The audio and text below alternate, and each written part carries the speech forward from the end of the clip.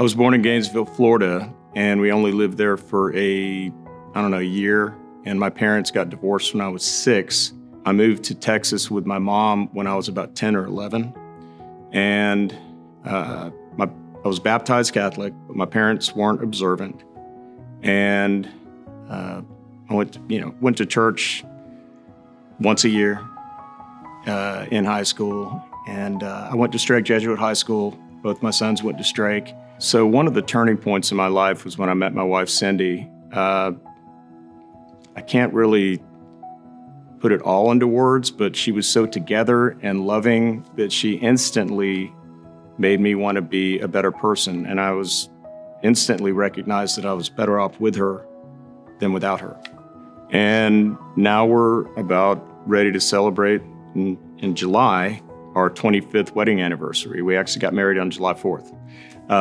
And I still feel like I can't live without her. And she's been a great wife and a wonderful mother. And so the next turning point in my journey to be a better person was the birth of my first son, Blake, and then my second son, Connor. And, I instantly knew when Blake was born, and it was reiterated to myself when Connor was born, that I exist from now on in part to provide for them. In retrospect, I think that God was trying to push me toward the right path by putting an amazing woman in my life, giving me 2 great sons, giving me purpose, that I had a responsibility toward, to take care of them, provide for them, love them, and be there for them.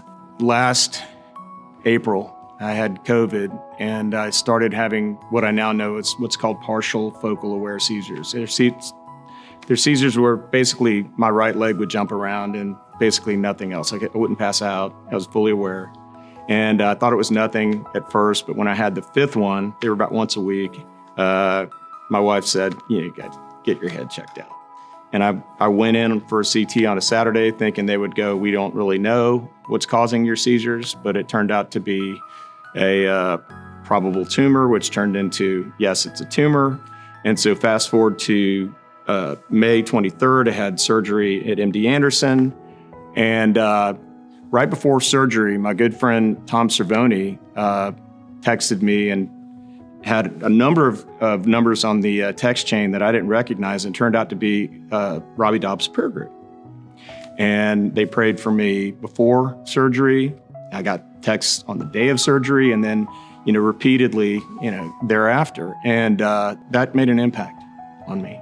And I figured that I wanted to explore that more. But immediately after the surgery, I began to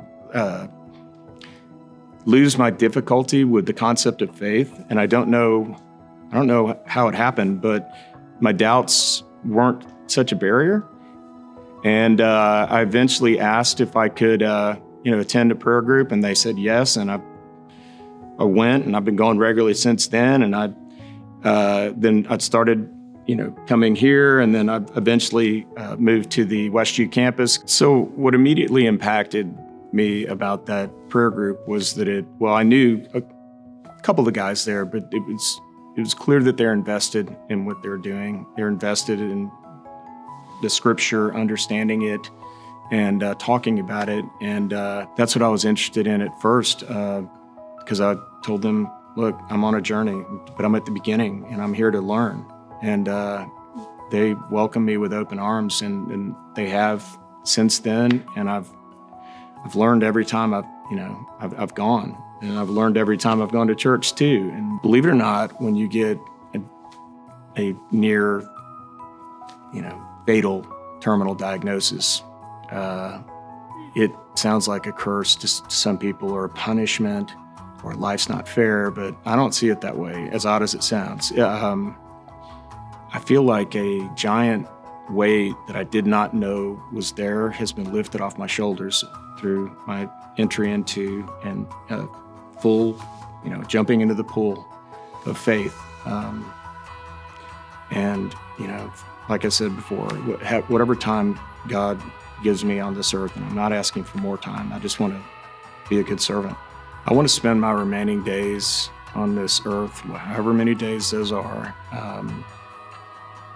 being an example of not just character, ethics, but also faith.